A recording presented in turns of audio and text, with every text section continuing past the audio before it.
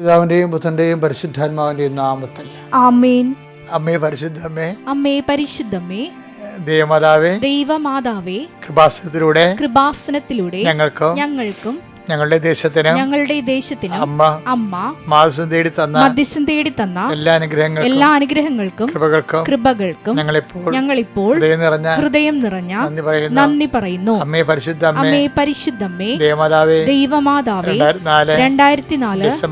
December 7 ഉച്ചകഴിഞ്ഞ് 2:30 കൃപാസനത്തിൽ സംഭവിച്ച അമ്മയുടെ പ്രത്യക്ഷപ്പെടലിനെ കുറിച്ച് തിരുസഭയ്ക്ക് സമർപ്പിച്ചിരിക്കുന്ന പഠനരേഖകളുടെ മേൽ സഭാത്മകമായ പഠനം ആരംഭിക്കുവാൻ ഞങ്ങൾ അങ്ങയോട് താഴ്മയോടെ പ്രാർത്ഥിക്കുന്നു. അമ്മേ പരിശുദ്ധമേ, ഭൂസ്വർലോകങ്ങളുടെ രാജ്ഞിയായ അങ്ങേയ്ക്ക് ഭൗമസംരക്ഷണത്തിനായി പ്രപഞ്ച പ്രകൃതിയെ തന്നെ തിരുസഭ പ്രതിഷ്ഠിക്കുവാൻ ഈ പ്രത്യക്ഷീകരണം വഴി ഇടയാക്കണമേ. പരിശുദ്ധമേ, ജപമാല മാതാവേ, സകല കൃപാസനം പ്രാർത്ഥനകളോട് ചേർത്ത് ഞങ്ങളിപ്പോൾ പ്രാർത്ഥിക്കുന്ന ഈ കുടുംബത്തിന്റെ പ്രത്യേക നിയോഗം.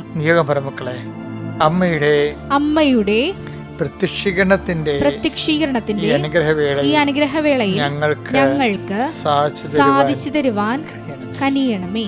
ആമേൻ. വിശ്വാസ പ്രമാണം. സർവശക്തനായ പിതാവും ആകാശത്തിന്റെയും ഭൂമിയുടെയും സൃഷ്ടാവുമായ ദൈവത്തിൽ ഞാൻ വിശ്വസിക്കുന്നു. അവിടുത്തെ ഏകപുത്രനും ഞങ്ങളുടെ കർത്താവുമായ ഈശോമിശിഹായിലും ഞാൻ വിശ്വസിക്കുന്നു. ഈ പുത്രൻ പരിശുദ്ധാത്മാവിനാൽ ഗർഭസ്ഥനായി കന്യകാമറിയത്തിൽ നിന്ന് പിറന്ന് പൊന്തിയോസ് പീലാത്തോസിന്റെ കാലത്ത് പീഡകൾ സഹിച്ച് കുരിശിൽ തറയ്ക്കപ്പെട്ട് മരിച്ച് അടക്കപ്പെട്ട് പാതാളങ്ങളിൽ ഇറങ്ങി മരിച്ചവരുടെ ഇടയിൽ നിന്ന് 3-ാം നാൾ ഉയർത്ത് സ്വർഗത്തിലേക്ക് എഴുന്നള്ളി സർവശക്തിയുള്ള പിതാവായ ദൈവത്തിന്റെ വലതുഭാഗത്തിരിക്കുന്നു.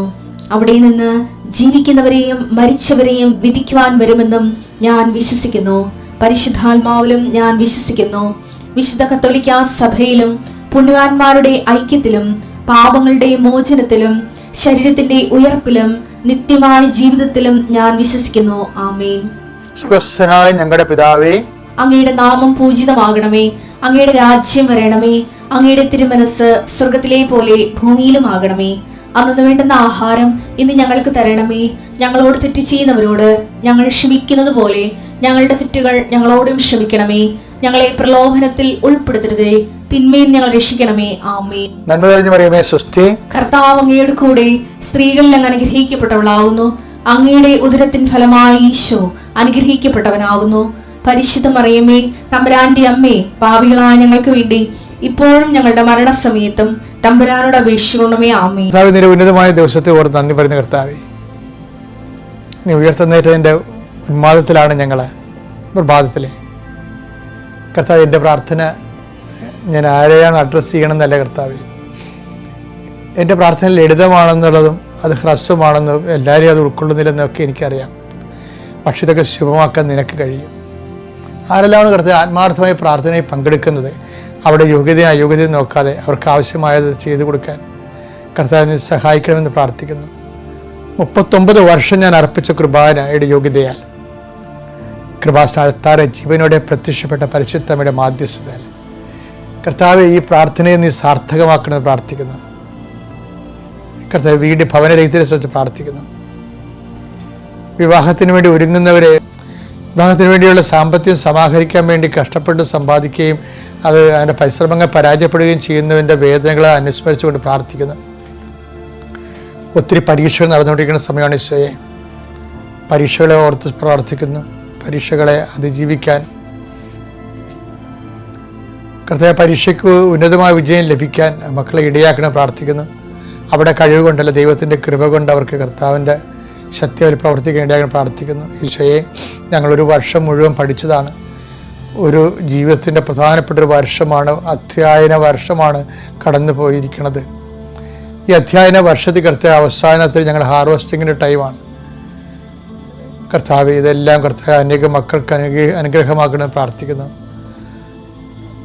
കർത്താവ്, ഒത്തിരിയേറെ തൊഴിലുകൾ ചെയ്യേണ്ടി വരുന്നവരുണ്ട്. ഈശോയെ, ഞായറാഴ്ച പോലും എല്ലാം മുടക്കി കർത്താവിൽ വിശുദ്ധമായി ആചരിക്കുന്നവരുണ്ട്.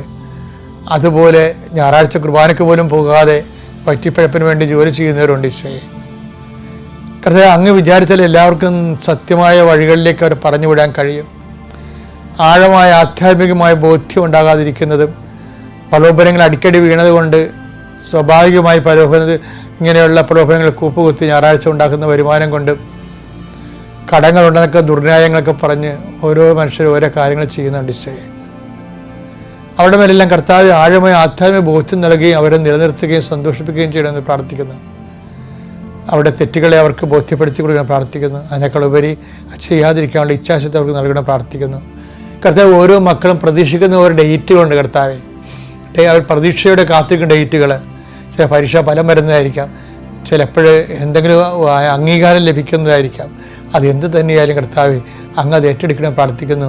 എൻ്റെ കർത്താവിൻ്റെ ഉന്നതമായ നാമത്തിൽ യാത്രകളെ സംബന്ധിച്ച് പ്രാർത്ഥിക്കുന്നു. എൻ്റെ ഉന്നതമായ നാമത്തെ കൂട്ടായ്മകളെ സംബന്ധിച്ച് പ്രാർത്ഥിക്കുന്നു. എൻ്റെ കർത്താവ് ഉന്നതമായ നാമത്തിൽ ചില യോഗങ്ങൾ കമ്മിറ്റികളിലൊക്കെ നിർണയമായ തീരുമാനം എടുക്കേണ്ടിയുള്ളപ്പോൾ അത് അനുകൂലമായി മാറാൻ വേണ്ടി പ്രാർത്ഥിക്കുന്നു.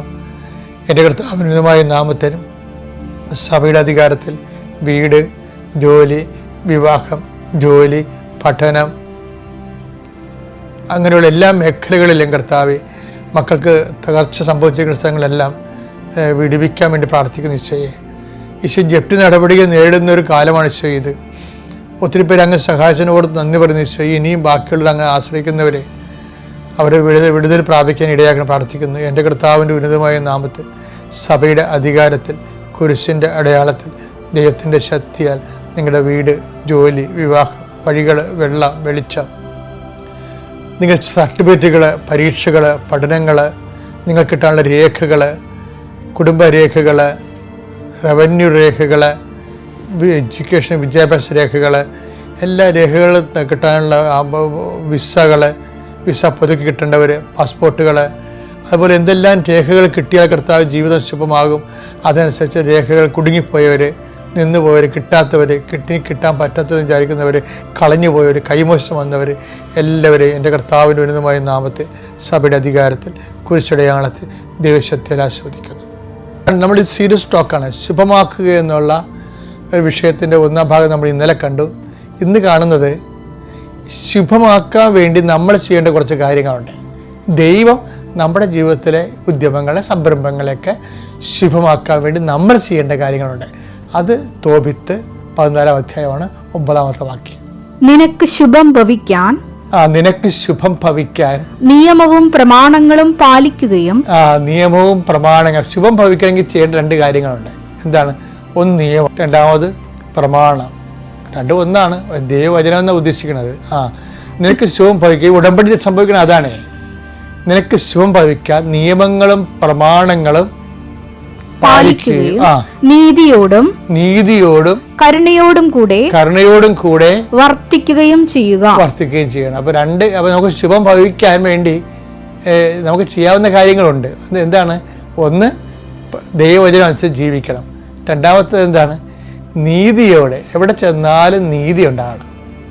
അധ്യാപകൻ ഇപ്പോൾ പഠിപ്പിക്കാതെ നോട്ട് പോലും നോക്കാതെ ചുമ്മാ ക്ലാസ്സിൽ വന്നുകൊണ്ട് കഥകളൊക്കെ പറയുന്ന അധ്യാപകരില്ലേ?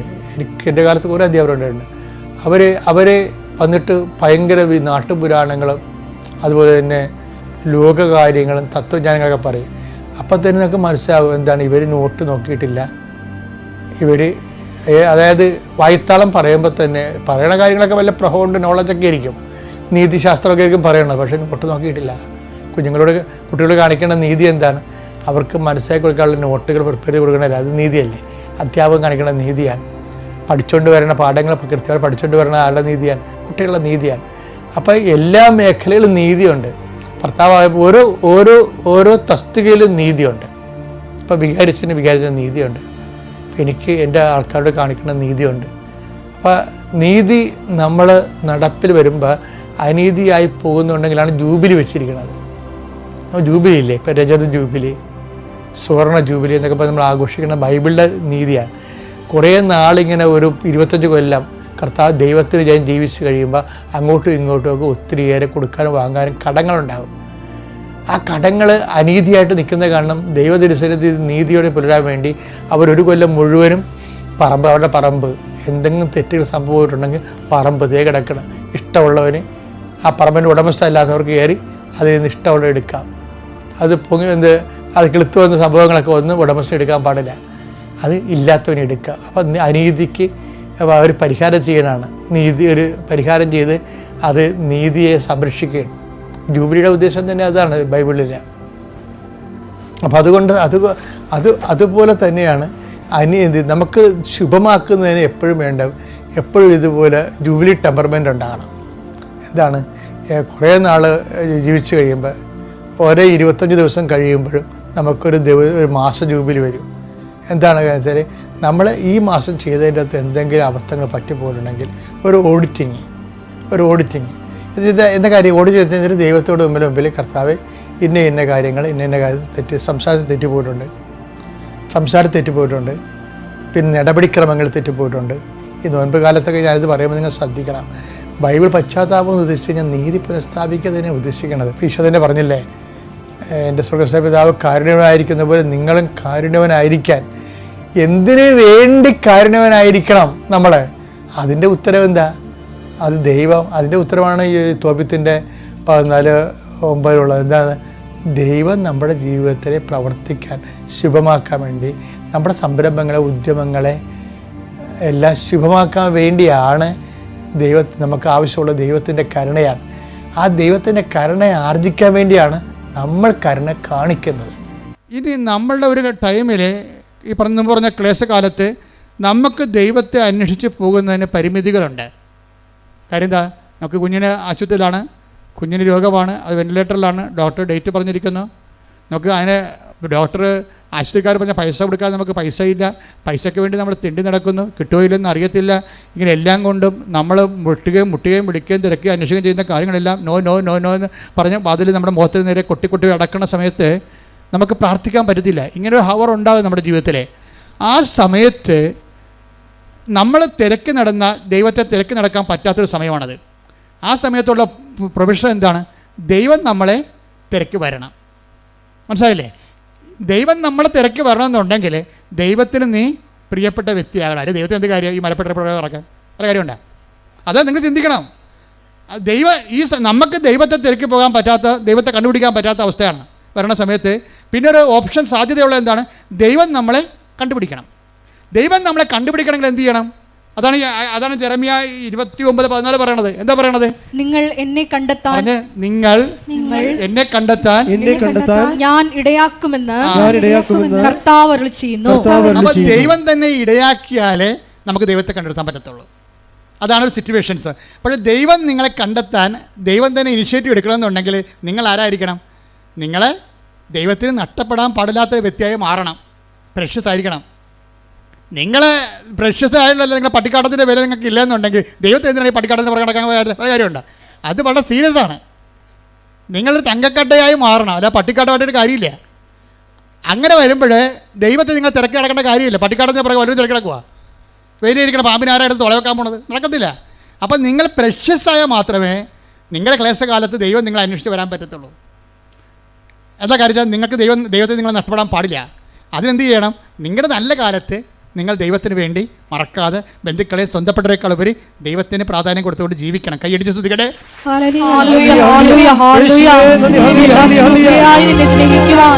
മഹത്വപ്പെടുത്തി ജീവിക്കുവാൻ ഈ ആരാധനയിലൂടെ ഞങ്ങളെ തിരഞ്ഞെടുത്ത് അഭിഷേകം ചെയ്യണമേ, സ്വന്തമാക്കി മാറ്റണമേ. അവനെൻ്റെ റിലേഷൻ ആൻഡ് സ്പിരിച്വാലിറ്റിയിലേക്ക് വരുമ്പോൾ ഒരു വ്യക്തിയാണ് ദൈവം എന്നുള്ള വിഷയത്തിന് മിഴിവ് കൂടുതൽ കിട്ടുന്നുണ്ട്. എല്ലാ വ്യക്തികളും ഇങ്ങനെ പിരിഞ്ഞ് പോകും. ഇപ്പോൾ ജിഷ ശരിക്കും പറഞ്ഞാൽ ഡൈവേഴ്സ് അല്ല, സെപ്പറേറ്റഡ് ആണ്. തമ്മിൽ കണ്ടിട്ട് വർഷമായി തമ്മിൽ സംസാരിച്ചൊരു വർഷമായി, കേസ് നടന്നുകൊണ്ടിരിക്കുകയാണ്. പക്ഷേ ജോലിയുമില്ല, ജീവിതം തീർന്ന് വല്ലാത്തൊരു അവസ്ഥയാണ്. ഈ സമയത്ത് എന്താണ്? ഇവൾക്ക് ജെറമിയ 29:14 വർക്കൗട്ട് ചെയ്യും. എന്താണ്? ദൈവം ഇവളെ തിരക്കി വരും. കാര്യം ഇവളെ നഷ്ടപ്പെടാൻ പാടില്ല. കാര്യം എന്താണ്? നല്ല കാലത്ത് ഇവൾ ദൈവത്തിന് വേണ്ടി ജീവിച്ചവളാണ്.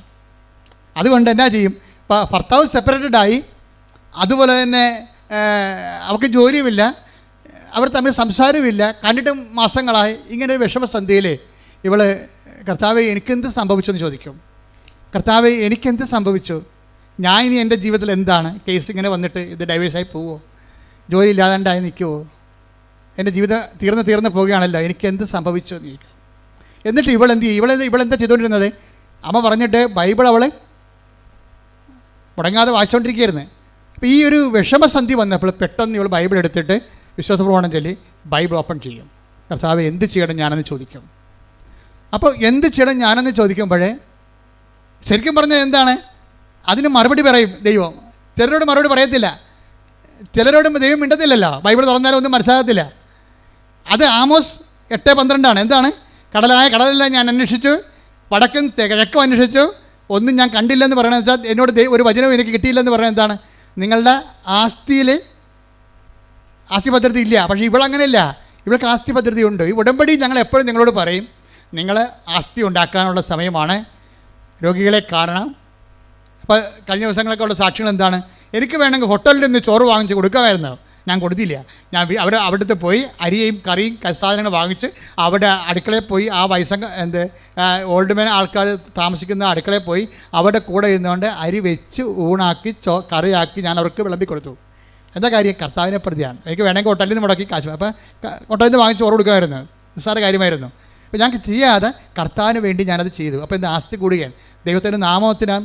ഈ ദൈവത്തിൻ്റെ നാമം എന്ന് പറയുമ്പോൾ ദൈവം നമുക്ക് അനുഭവവേദ്യമാകണതും നമുക്ക് ഇൻട്രാക്ട് ചെയ്യാൻ പറ്റണത് നാമത്തിൻ്റെ ബേസിലാണ്. അതായത് നമ്മുടെ മുമ്പിലുള്ളത് ടാൻജിബിളായിട്ടുള്ളത് നാമമാണ്. ഈ നാമത്തെ ഇപ്പം നമ്മളൊരു സൽപ്രവൃത്തി ചെയ്യുമ്പോൾ നമ്മൾ ആരുടെ നാമത്തിലാണ് ചെയ്യണത്? ഈശോയുടെ നാമത്തിലെ. അപ്പോൾ ദൈവത്തിൻ്റെ കൃപയെല്ലാം, ക്രിസ്തു നേടിയ കൃപയെല്ലാം ഈ ക്രിസ്തു ഇപ്പം നമ്മൾ കണ്ട ഒരു ഐക്കൺ, മൊബൈലിൽ ഒരു ഐക്കൺ നമ്മൾ ടച്ച് ചെയ്ത് കഴിഞ്ഞാൽ ആ ഐക്കണിലുള്ള മുഴുവൻ സംഭവങ്ങളും നമുക്ക് കിട്ടും. അതുപോലെ ക്രിസ്തു ഒരു ഐക്കണായിരിക്കുന്നത് നാമത്തിലാണ്. അതുകൊണ്ടാണ് ഈശോ പറഞ്ഞത്, എൻ്റെ നാമത്തിൽ നിങ്ങളൊരു ഗ്ലാസ് പച്ചവെള്ളം കൊടുത്താൽ ഞാനതിന് പ്രതിഫലം നൽകും. ഈ ക്രിസ്തു ഈ പാപത്തിന് പരിഹാരം ചെയ്ത് പിതാവിൻ്റെ തിരുമനസ്സ് നിറവേറ്റി കഴിഞ്ഞപ്പോൾ പിതാവ് ക്രിസ്തുവിൻ്റെ നാമത്തെ മഹത്വപ്പെടുത്തി. അതുകൊണ്ടാണ് ഈശോ പറയുന്നത് 17:4 യോഹന്നാനിലെ, പിതാവേ ഭൂമിയിൽ ഞാൻ അങ്ങയെ മഹത്വപ്പെടുത്തി, അങ്ങേ പക്കൽ എന്നെ മഹത്വപ്പെടുത്തണമേ. അതിൻ്റെ കൂടെ തന്നെ കിടക്കുന്നുണ്ട് അങ്ങയുടെ നാമത്തെ മഹത്വപ്പെടുത്തണമേ എന്ന്. അത് ഇടിമിന്നൽ പോലെ കർത്താവ് പീഡാനുഭവങ്ങളുടെ ഒരു മുന്നാസ്വാദനം പോലെ അനുഭവം കാണുമ്പോൾ ഈശോ പറയും, പിതാവേ അങ്ങയുടെ നാമത്തെ മഹത്വപ്പെടുത്തണമേ. അപ്പോൾ യേശുക്രിസ്തുവിൻ്റെ ദൗത്യം ചെയ്യാൻ യേശുക്രിസ്തുവിനെ ശക്തീകരിക്കുമ്പോൾ ഓട്ടോമാറ്റിക്കായിട്ട് സംഭവിക്കുന്നത്, യേശുക്രിസ്തുവിൻ്റെ നാമത്തിൻ്റെ മഹത്വം സംഭവിക്കുമ്പോൾ ഓട്ടോമാറ്റിക്കായിട്ട് പിതാവിൻ്റെ നാമത്തെ മഹത്വപ്പെടുത്തുന്നത് പിതാവും യേശുക്രിസ്തുവും പരിശുദ്ധാത്മാവും ഒന്നായതുകൊണ്ടാണ്. ഒരേ സമയം തന്നെ 3 വ്യക്തികളായിരിക്കുകയും സത്തയിൽ ഒന്നായിരിക്കുകയും ചെയ്യുമ്പോൾ അതെല്ലാം വർക്കിംഗ് കണ്ടീഷൻ ആകുന്നത് നാമത്തിൻ്റെ ബേസ്മെൻറ്റിലാണ്. ശ്രുതികട്ടെ ഹല്ലേലൂയ.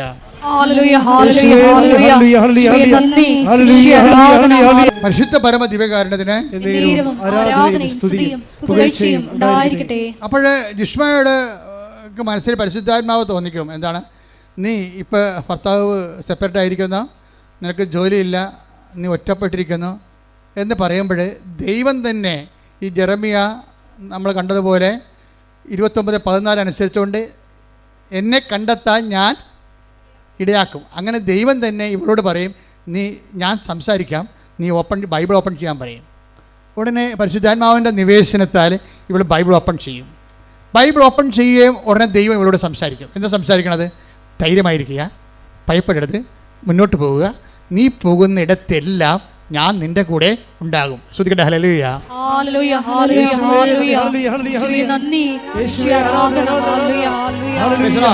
ഇതൊരു ഉടമ്പടി വചനമാണ്, നമുക്ക് എല്ലാവർക്കും അറിയാവുന്നതാണ്. എന്താണത്? യോശുവ 1:9 എടുത്തേ. ശക്തനും ധീരനുമായിരിക്കണമെന്നും അതന്നെ പറഞ്ഞേ, ശക്തനും ധീരനുമായിരിക്കുക.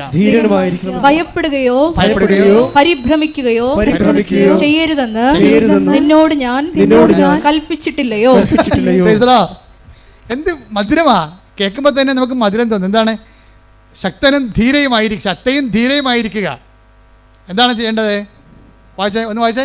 ശക്തനും ധീരനുമായിരിക്കണമെന്നും ഭയപ്പെടുകയോ പരിഭ്രമിക്കുകയോ ചെയ്യരുതെന്നും നിന്നോട് ഞാൻ കൽപ്പിച്ചിട്ടില്ലയോ? നിന്റെ ദൈവമായ നേരത്തെ പറഞ്ഞിട്ടുള്ളത് ഓർക്കണം. എന്താണ്? എന്തെങ്കിലും വിഷയങ്ങൾ വരുമ്പോഴേ ബൈബിൾ തുറന്ന് തന്നെ അത് മെസ്സേജ് കിട്ടണമെന്ന് നിങ്ങൾ വാശി പിടിക്കരുത്. ഇപ്പം എന്താ പറഞ്ഞിരിക്കണത്? നിന്നോട് ഞാൻ നേരത്തെ പറഞ്ഞിട്ടില്ലയോ? എത്രയോ പ്രാവശ്യം പറഞ്ഞിരിക്കണം. എന്താ പറഞ്ഞിരിക്കണത്? ശക്തയും ധീരനുമായിരിക്കുക. പിന്നെ ഭയപ്പെടുകയോ പരിഭ്രമിക്കുകയോ വേണ്ട. ഭർത്താവ് സെപ്പറേറ്റ് ആയെന്ന് വിചാരിച്ചുകൊണ്ട് ഭയപ്പെടേണ്ട, പരിഭ്രമിക്കണ്ട. ജോലിയില്ല എന്ന് വിചാരിച്ചുകൊണ്ട് ഭയപ്പെടേണ്ട, പരിഭ്രമിക്കണ്ട. എന്താണ്? നിന്റെ ദൈവമായ കർത്താവ് നീ പോകുന്നിടത്തെല്ലാം പറഞ്ഞ നീ പോകുന്നിടത്തെല്ലാം നിന്നോട് കൂടെ ഉണ്ടായിരിക്കും. അവിടെ ഡൈവേഴ്സും ഇല്ല, സെപ്പറേഷനും ഇല്ല. അത് നിങ്ങൾ മനസ്സിലാക്കണം. ദൈവത്തെ ഇങ്ങനെയാണ് സ്നേഹിക്കേണ്ടത്. എന്താണ്? ആരെല്ലാം എൻ്റെ കൂടെ ഉള്ളവരെല്ലാം, മക്കളായാലും ശരി, ഭർത്താവായാലും ഭാര്യ ആയാലും നാളെ സെപ്പറേറ്റായി പോകും. പക്ഷെ നിന്റെ ദൈവമായ കർത്താവ് നീ പോകുന്നിടത്തെല്ലാം, അത് ഐസിയുലായാലും വെന്റിലേറ്ററായാലും സ്വർഗത്തിലായാലും ഞാൻ നിന്റെ കൂടെ ഉണ്ടാകും. കൈയടിച്ച് സ്തുതിക്കട്ടെ. Hallelujah, hallelujah, hallelujah. അന്ത്യം വരെ ഞങ്ങളുടെ കൂടെ പരിശുദ്ധ പരമ ദിവ്യകാരുണ്യത്തിന് ആരാധനയും സ്തുതിയും പുകഴ്ചയും ഉണ്ടായിരിക്കട്ടെ. അതായത് ഈ പണ്ട് ജിഷയാണ് ഇവിടെ വന്ന് ചോദിക്കണം ഭർത്താവുമായിട്ട്, എന്തിനാണ് ഈ ആൾക്കൂട്ടം എല്ലാം ഇവിടെ വന്നിരിക്കണത്, വല്ലതും അറിഞ്ഞിട്ടാണെന്ന് ഇല്ലേ? ഇങ്ങനെ എവിടെയെങ്കിലും അനുഗ്രഹം ഉണ്ടെങ്കിൽ കുറേ എണ്ണം ഓടിക്കൂടുമെന്നുള്ളതാണ് ഇവിടെ മനസ്സിരിപ്പ്. അതാണ് സംഭവം. ആ കമൻറ്റ് ചെയ്ത ആൾ ഇപ്പോഴെന്താ പറ്റിയത്? ഈ ആൾക്കൂട്ടത്തിലേക്ക് തിരിച്ച് വരേണ്ടി വരണേ. അവർ വന്ന് ഉടമ്പടി എടുക്കുക ഉടനെ. എന്താ? നീ പോകുന്നിടത്തെല്ലാം നിൻ്റെ കൂടെ ഞാനുണ്ടാവും എന്ന് പറഞ്ഞില്ലേ? അപ്പോൾ ദൈവം ഓൺലൈനിലുണ്ടല്ലോ. ഇനി എന്താ ചെയ്യുന്നത്? അടുത്ത നടപടി എന്താണ്? ഉടമ്പടി എടുക്കുക. ആ ഉടമ്പടി എടുക്കുമ്പോൾ മാത്രമേ നമുക്ക് മനസ്സിലാകത്തുള്ളൂ എന്തിനാണ് ഇവിടെ ജനങ്ങൾ ഓടിക്കൂടണമെന്ന്. അപ്പോൾ ജിഷ വന്ന് ഉടമ്പടി എടുക്കും. ഉടമ്പടി എടുത്തു കഴിഞ്ഞിട്ട് എന്താ സംഭവിച്ചത്? മറ്റ് പ്രാർത്ഥനാ അനുഭവങ്ങൾക്കില്ലാത്ത വ്യത്യസ്തമായൊരു അനുഭവം ഉടമ്പടിക്കുള്ളത് എന്താണെന്നറിയാമോ? അത് ഇപ്പോൾ നമുക്കറിയാമല്ലോ. ഇപ്പോൾ ദൈവത്തെ അനുഭവിക്കുന്നത് ബൈബിളിൽ പഞ്ചേന്ദ്രിയങ്ങളിലൂടെ അനുഭവിക്കണം. പല അനുഭവങ്ങളുണ്ട്. മനധ്യാനത്തിലുണ്ട്, ആന്തരികമായ അനുഭവങ്ങളുണ്ട്, അതേത്തെ പിന്നെ ആന്തരിക ധ്യാനാനുഭവങ്ങളുണ്ട്. പക്ഷേ അതൊക്കെ ചുമ്മാ പണ്ഡിതന്മാർക്ക് വല്ല വിരലിലുണ്ടാവുന്ന ആൾക്കാർക്ക് ഉള്ളതാണ്. ഈ വിരലിലുണ്ടാവുന്ന പണ്ഡിതന്മാർ ആരെങ്കിലും അതിൽ എത്ര പേര് കർത്താവിന് വേണ്ടി മിഷൻ പ്രവർത്തനം ചെയ്തിട്ടുണ്ട്, എത്ര പേര് കർത്താവിന് വേണ്ടി മരിച്ചിട്ടുണ്ട്, എത്ര പേര് സുവിശേഷം സാക്ഷ്യം വഹിച്ചിട്ടുണ്ടെന്ന് ചോദിച്ചു കഴിഞ്ഞാൽ പരിങ്ങലായി പോകും. പക്ഷേ സാധാരണ മനുഷ്യൻ്റെ അനുഭവം എന്താണ്? അവൻ ടാൻജിബിളായിട്ടാണ്. അപ്പോസ്തലന്മാരുടെ അനുഭവമാണ് അവർക്കുള്ളത്. എന്താണ്? ഞങ്ങൾ കണ്ണുകൊണ്ട് കണ്ടത്. Take the word of God. 1 യോഹന്നാൻ 1:1. 1 യോഹന്നാൻ 1:1. ആദ്യം മുതൽ ഉണ്ടായിരുന്നത്, ഞങ്ങൾ കേട്ടതും സ്വന്തം കണ്ണുകൊണ്ട് കണ്ടതും സൂക്ഷിച്ചു വീക്ഷിച്ചതും കൈകൊണ്ട് സ്പർശിച്ചതുമായ ജീവന്റെ വചനത്തെ ഞങ്ങൾ അറിയിക്കുന്നു. അപ്പോസ്തലന്മാരുടെ അനുഭവം തന്നെ എന്താണ്? കണ്ണുകൊണ്ട് കണ്ടത്. പറഞ്ഞേ. കണ്ണുകൊണ്ട് കണ്ടത്, ചെവി കൊണ്ട് കേട്ടത്, കൈകൊണ്ട് സ്പർശിച്ചത്. ഇപ്പോഴും 2 അവയവം പുറത്തായി പോയി. എന്തൊക്കെയാണ്? മൂക്കും നാക്കും. പക്ഷെ ഉടമ്പടി എടുക്കുമ്പോൾ ജിഷക്ക് എന്താ സംഭവിക്കണമെന്ന് അറിയാവോ? ഉടമ്പടി എടുത്ത് വീട്ടിൽ ചെന്നപ്പോൾ എന്ത് പറ്റി? പ്രാർത്ഥിക്കാൻ വേണ്ടി മുട്ടുകുത്തിയപ്പോൾ തന്നെ അമ്മയും ജിഷയും പരസ്പരം നോക്കാൻ തുടങ്ങി. അപ്പോൾ അമ്മ ചോദിച്ച്, എടി മുല്ലപ്പൂവിൻ്റെ മണം വരുന്നുണ്ടോ? ആ ഉണ്ടമ്മേ. അപ്പോൾ 2 പേരും അഭിഷേകത്തിലായി. അമ്മ അവിടെ വന്ന്. അപ്പോൾ അനിയത്തി പുറകിരുന്നുണ്ട് പ്രാർത്ഥിക്കുന്നുണ്ട്. അവൾക്ക് സങ്കടമായി. നിങ്ങളുടെ 2 അടുത്തും അമ്മ വന്നല്ല, എൻ്റെ അടുത്ത് മാത്രം വന്നില്ല എന്ന് പറയുകയും ഇടിച്ചു കുത്തി മൂക്കിലേക്ക് ഈ സുഗന്ധാഭിഷേകം കയറി പോകും. ഒക്കെ 3 പേർക്കും ആ സാക്ഷ്യം നിങ്ങൾ കേൾക്കണം. ശരിക്കും പറഞ്ഞാൽ അതായത് നമ്മൾ മുല്ലപ്പൂ എന്നൊക്കെ പറയുമ്പോൾ ആൾക്കാർക്ക് അറിയാവുന്ന മുല്ലപ്പൂ ആണെന്ന് പറഞ്ഞ് നിർബന്ധമില്ല. നമുക്ക് പരിചയമുള്ള സ്മെല്ല് ഈ ബ്രെയിനിലെല്ലാം സേവ് ആണല്ലോ. കാര്യം അതെന്താ വെച്ചാൽ ഇതൊരു സ്മെല്ലിംഗ് എന്ന് പറയുന്ന സംഭവം. മൂക്ക് ഒരു ഈ ഘ്രാണയന്ത്രം എന്ന് പറഞ്ഞാൽ ഇത് ശരിക്കും പറഞ്ഞാൽ ദൈവാനുഭവത്തിൻ്റെ ഒരു 4ാം ഇന്ദ്രിയമായിട്ട് വർക്കൗട്ട് ചെയ്യുകയാണ്. അത് ഒരാൾക്ക് മാത്രമല്ല. ഇനിയിപ്പം നാക്കെന്ന് പറയുമ്പോൾ ഈ നാക്ക് പ്രശ്നം എന്ന് വെച്ചാൽ നാക്ക് നമുക്കറിയാം, നമ്മുടെ ഈ നാക്കല്ല അവിടെ ഉദ്ദേശിക്കുന്നത്. കർത്താവ് എത്ര നല്ലവനെന്ന് take the word of God. ശ്രുതികട്ടെ. Hallelujah, hallelujah, hallelujah, hallelujah. യേശുവേ നന്ദി. Hallelujah, hallelujah. യേശുവേ സ്തുതി. Hallelujah, hallelujah. സങ്കീർത്തനം 34:8. കർത്താവ് എത്ര നല്ലവനെന്ന് രുചിച്ചറിയുവിൻ. പറഞ്ഞേ. കർത്താവ് എത്ര നല്ലവനെന്ന് രുചിച്ചറിയുവിൻ. അപ്പം നമ്മൾ ദൈവത്തെക്കുറിച്ച് ചിന്തിക്കുമ്പോഴും ആലോചിക്കുമ്പോഴും ഒക്കെ നമുക്കല്ലാത്ത ഒരു മധുരം നമുക്ക് ആന്തരികമായ ഈ ആന്തരിക രസനയിൽ അനുഭവപ്പെടും. അത് ഒരു അത്തരം അനുഭവങ്ങളിലേക്ക് നമ്മൾ എത്തപ്പെടാൻ വേണ്ടിയാണ് ദൈവം ഈ ക്രമീകരണങ്ങളൊക്കെ നമ്മുടെ ജീവിതത്തിലെ സമ്മർദ്ദങ്ങളൊക്കെ ചെയ്യണത്. ദൈവത്തെ അനുഭവിക്കാനുള്ള ഇപ്പം തന്നെ കഴിഞ്ഞ ദിവസങ്ങളിൽ ഞാൻ ആദ്യം പറഞ്ഞില്ലേ, ആ സാന്ദ്ര പറഞ്ഞെന്തറിയോ? എനിക്കിപ്പോൾ ജവമാലത്തിലുള്ളത് ജിലേബി കഴിക്കണ പോലെയാണെന്ന്. ജവമാല അധികം ചെല്ലാത്ത ആളായിരുന്നു, പക്ഷെ അഭിഷേകം കിട്ടിയ ആളിനെ അഭിഷേകം കിട്ടിയിട്ട് ജവമാല ചെല്ലുമ്പോൾ ആന്തരിക മധുരം വരികയാണ്. എനിക്കിപ്പോൾ ജവമാല ചെല്ലണത് ജിലേബി കഴിക്കണ പോലെയാണെന്ന്. അത് ഇവൾ പറയണത് ബൈബിൾ വായിക്കുമ്പോൾ എനിക്ക് ആന്തരിക അഭിഷേകം കിട്ടുമെന്നാണ്. ഇത് ആന്തരിക രസനയിലുള്ള ആത്മാവിൻ്റെ നാവിലുള്ള ഒരു മധുരമാണ്, ഒരു അനുഭവമാണ് ശരിക്കും. അത് ബൈബിള് പിന്നെ അത് പറയുന്നുണ്ട് മധുരത്തെക്കുറിച്ച്. Take the word of God, അതായത് സങ്കീർത്തനം 19:10 എടുത്ത്. സങ്കീർത്തനം 19:10. അവ പൊന്നിനെയും തങ്കത്തെയും കാൾ അഭികാമ്യമാണ്, അവ തേനിനെയും തേൻ കട്ടയും കാൾ മധുരമാണ്. സങ്കീർത്തനം ദൈവവചനത്തെ അനുഭവിക്കണം എങ്ങനെയാണ്? അത് തേനിനേക്കാൾ, സങ്കീർത്തനം 19:10 എന്താ പറയണത്? അത് തേനിനേക്കാളും പറഞ്ഞേ, അവ തേനിനേക്കാളും തേൻ കട്ടയേക്കാളും മധുരമുള്ളതാണ്. അപ്പൊ നിങ്ങൾ അരമണിക്കൂർ വചനം വായിക്കാൻ അച്ഛൻ പറഞ്ഞില്ലേ? അരമണിക്കൂർ വചനം വായിക്കാൻ പറഞ്ഞതിൻ്റെ കാരണം നിങ്ങൾ 10 കൊല്ലം വായിച്ചിട്ടും വചനം നിങ്ങൾക്ക് തേൻ കട്ടയെ പോലെ മധുരമില്ലെങ്കിൽ നിങ്ങൾ അഭിഷേകത്തിന് വേണ്ടി പ്രാർത്ഥിക്കണം. നിങ്ങളൊരു വർത്തമാന പത്രം വായിക്കണം, ഒരു ബൈബിൾ വായിച്ചിട്ടാണ് നിങ്ങൾക്ക് ആന്തരിക രസനയിൽ ദൈവവചനം മധുരമാകാതിരിക്കണത്. വചനം വായിക്കുന്തോറും നമുക്ക് ഭയങ്കരമായ മധുരിമ, ആന്തരിക മധുരിമ അനുഭവപ്പെടും, സന്തോഷവും. അതുപോലെ തന്നെ വചനത്തിലൂടെ ദൈവം നയിക്കണതും ദൈവത്തിൻ്റെ സ്നേഹം അനുഭവിക്കുന്നതാണ് ഈ മധുരം എന്ന് പറയണത്. അല്ലാതെ പഞ്ചാര എന്ന് പറഞ്ഞിട്ട് നമുക്ക് വായിലിടുമ്പോൾ ഉണ്ടാകുന്ന മധുരമല്ല, ദൈവസ്നേഹമല്ലാതെ അനുഭവിക്കും നമ്മൾ. അപ്പോൾ ദൈവസ്നേഹമായതുകൊണ്ട് അത് വചനത്തിലൂടെ, വചന വായനയിലൂടെ, വചന നിവർത്തീകരണത്തിലൂടെയൊക്കെ, വചന ധ്യാനത്തിലൂടെ അനുഭവിക്കാൻ എളുപ്പമാണ്. അതിന് ഒരു ഭാരം, ഇപ്പം നമുക്ക് ഒരു മിനിമം ഭാരം ഉണ്ടാവുമല്ലോ. ഇപ്പോൾ ഒരു വിമാനം 700 യാത്രക്കാരെയും കൊണ്ട് റൺവേയിലൂടെ ഇങ്ങനെ ഓടിപ്പോകുമ്പോൾ നല്ല അതിൻ്റെ സ്പീഡ് 200 കിലോമീറ്ററാക്കി, പിന്നെ 300 കിലോമീറ്ററാക്കി, പിന്നെ 400 കിലോമീറ്ററാക്കി, 450 കിലോമീറ്റർ സ്പീഡാകുമ്പോൾ അവരുടനെ എൻ്റെ ചിറക് ഇങ്ങനെ അങ്ങോട്ട് നമുക്ക് വിമാനത്തിരിക്കുമ്പോൾ അറിയാൻ പറ്റും. അവർ ചിറക് 450 കിലോമീറ്റർ വിമാനം റൺവേയിൽ സ്പീഡായി കഴിഞ്ഞാൽ ചിറക് അവരങ്ങനെ അഡ്ജസ്റ്റ് ചെയ്ത് ഇങ്ങനെ കാറ്റിനെ ഈ ചിറകിൽ പിടിക്കും. അപ്പോൾ ഈ സാധനം പൊന്തിപ്പോവും. ആ കാറ്റിൽ ചിറകിനെ അവർ പിടിക്കാൻ വേണ്ടി അഡ്ജസ്റ്റ്മെൻറ്റ് അവിടെ ചെയ്തിട്ടുണ്ട്. നമുക്ക് നമ്മൾ വിങ് സ്റ്റേറ്റ് നോക്കുമ്പോൾ ഈ ചിറക് ഇങ്ങനെ ഇളകിയിട്ട് ഇങ്ങനെ കാറ്റിനെ പിടിക്കണ കാണാൻ പറ്റും. അപ്പോൾ ഈ വിമാനം നേരെ പൊന്തി വരും. അപ്പോൾ 750 യാത്രക്കാരുടെ വിമാനത്തിൻ്റെ ടൺ എത്രയാണെങ്കിലും ആ ഭാരം ലഘുവായി മാറും. ആ ഭാരത്തിനെല്ലാം കാറ്റും സ്പീഡും കൂടി താങ്ങി നിർത്തും. ഇതുപോലെ വചനം വായിക്കുന്ന ആദ്യകാലം വായിക്കേണ്ട, നാളെ പ്രാർത്ഥിക്കാം, ഇപ്പം പ്രാർത്ഥിക്കണ്ട, പിന്നെ പ്രാർത്ഥിക്കാം. അപ്പോൾ മകൻ അവിടെ ഇരുന്ന് പെരിച്ചാഴി പറയും, അമ്മേ ഒരു കൊന്ത 2 ദിവസം ചെല്ലിയാൽ മതി എന്ന് പറയും. അപ്പോൾ തന്നെ ആ പ്രാർത്ഥനാ പുസ്തകം എടുത്ത് അവന് തലക്കെട്ടടിക്കണം. അതായത് ഒരു തരം ഫ്രോഡും അക്സെപ്റ്റ് ചെയ്യത്തില്ല. ഇന്നല്ലെങ്കിൽ നാളെ പിടിവീഴും. കാരണം എന്താ, നിങ്ങൾ അതുകൊണ്ട് തന്നെ ശക്തനും ധീരനുമായിരിക്കും എന്ന് പറഞ്ഞ പോലെ തന്നെ ദൈവദൃശ്യത്തിൽ സത്യത്തോടെ നിൽക്കാൻ നോക്കണം. സത്യത്തോടെ ദൈവത്തിന് മാത്രം 1-ാം സ്ഥാനം കൊടുത്തുകൊണ്ട്, ഇത് പ്രയോറിറ്റി വാല്യൂ. ഒന്നാമത്തെ കൽപ്പന കവന്നതിനതാണ്, നിൻ്റെ കർത്താവ് ദൈവം, നിൻ്റെ ഭർത്താവല്ല, ഇപ്പം ദൈവം തന്നെ. ആ ദൈവത്തിൻ്റെ ഒപ്പം നിന്നെ വേറെ ആരെയും വെക്കരുത്. അല്ല, നീ ആരെയും കോംപ്രമൈസ് ചെയ്യിക്കരുത്. ആ വിഷയത്തിൽ ആ കളത്തിൽ കയറി കളിക്കാൻ ആരും അനുവദിക്കരുത്.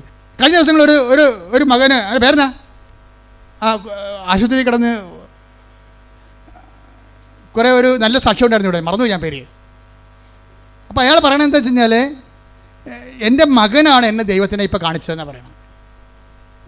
എന്താ കാര്യം വെച്ച് കഴിഞ്ഞാൽ, മകൻ്റെ കൂടെ മകന് ജനിച്ചപ്പോൾ ചങ്കും കരളും ആമാശയവും കിഡ്നിയും ഒക്കെ പല സ്ഥലത്തായിരുന്നു.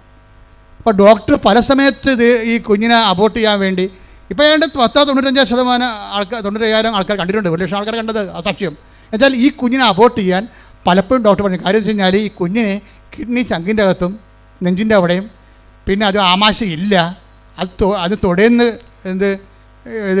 ഇത് വാങ്ങിച്ച് വെച്ചിട്ടാണ്, തൊടേന്ന് ഞരമ്പെടുത്തിട്ടാണ് ആമാശയം രണ്ടാമത് ഉണ്ടാക്കണം. അപ്പോൾ ഇങ്ങനെയൊക്കെ പല അവയവങ്ങളും ഇല്ലാതെ വരും. അതുകൊണ്ട് ജനിക്കുമ്പോൾ തന്നെ ഇത് മരിക്കും. നിങ്ങൾ അബോർട്ട് ചെയ്യണം, നല്ലത് മതി. അപ്പൻ അബോർട്ട് ചെയ്യത്തില്ല. അപ്പൻ അബോർട്ട് ചെയ്യാതെ വിശ്വാസത്തിൽ തന്നെ അപ്പൻ പിടിച്ച് നിൽക്കും. ആ സാക്ഷ്യം നിങ്ങൾ കേട്ടുള്ളവർ ഒന്ന് കൈപൊക്കിക്കേ. അനൂപിൻ്റെ സാക്ഷ്യം. അനൂപ് ഒരു കോംപ്രമൈസ് തയ്യാറാകത്തില്ല. അവസാനം ആ കൊച്ചിന്, ആ മനുഷ്യൻ വിശ്വാസത്തിൽ ദൈവത്തിൻ്റെ കൂടെ നിന്നുകൊണ്ട് വീണ്ടെടുക്കണം എടുപ്പെന്ന് പറഞ്ഞ ഐതിഹാസികമായ ഒരു ആത്മീയ വിജയത്തിൻ്റെ ചരിത്രമാണ്. കൈയടിച്ച് സ്തുതിക്കട്ടെ.